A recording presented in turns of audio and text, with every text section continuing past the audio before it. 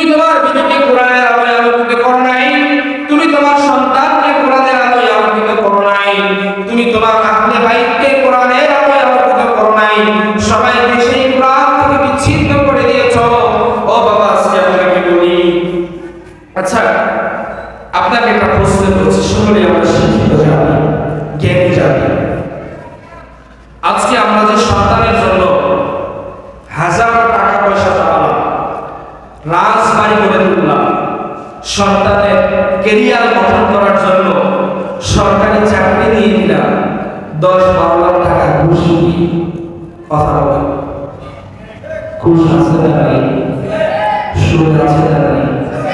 এখন নাই, আগে ছিল না, এখন আছে, আছে হয়তো তখন 10 লাখ, এখন 8 লাখ হয়তো। হ্যাঁ, চা খাওয়ার জন্য দেয় না, মামারা নেয় আর কি।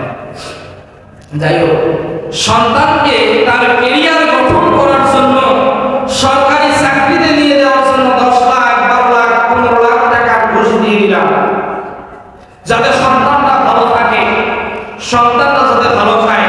আচ্ছা, ঘুষ দেওয়া নেওয়া হালাল না হারাম? হালাল না হারাম? বুঝে বলছেন? বুঝে বলছেন তো? আপনারা কি দেন? হ্যাঁ, ঘুষ দেওয়া নেওয়া যদি হারাম হয়, সম্মানিত উপস্থিতি, আপনারা জ্ঞানী মানুষ, জ্ঞানী জাতি, আপনারা বলেন, এই ঘুষ নিয়ে যদি কেউ আমরা আমাদের কেরিয়ার গঠন করার চেষ্টা করি, আমরা যদি কেউ আমাদের কেরিয়ার সাজাই, ওই কেরিয়ারে শান্তি আসবে? আসবে?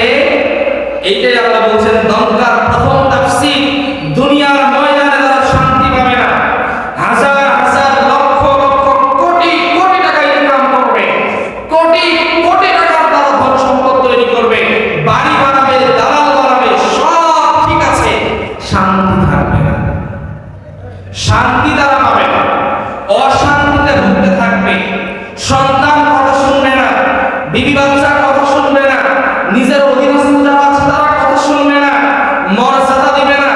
এই জন্য আমরা সেই ঘুষের সাথে লিপ্ত থাকবো না, ছেড়ে দিব? থাকবো না সরে আসবো? ইনশাআল্লাহ আল্লাহ পাক রব্বুল আলামিন আমাদেরকে ঘুষ মুক্ত জিন্দেগি যাপন করার